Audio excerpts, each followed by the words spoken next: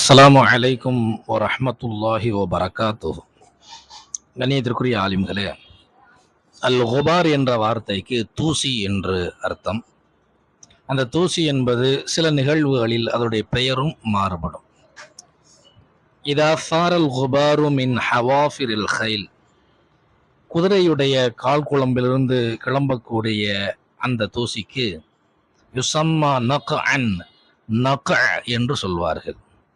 அதே போன்று இந்த தூசி காற்றின் மூலமாக ஏற்பட்டால் இதா அசாரத்துஹுர் ரீஹ், காற்றின் மூலமாக ஏற்படக்கூடிய அந்த தூசிக்கு அஜாஜ் என்று சொல்வார்கள். அஜாஜ்.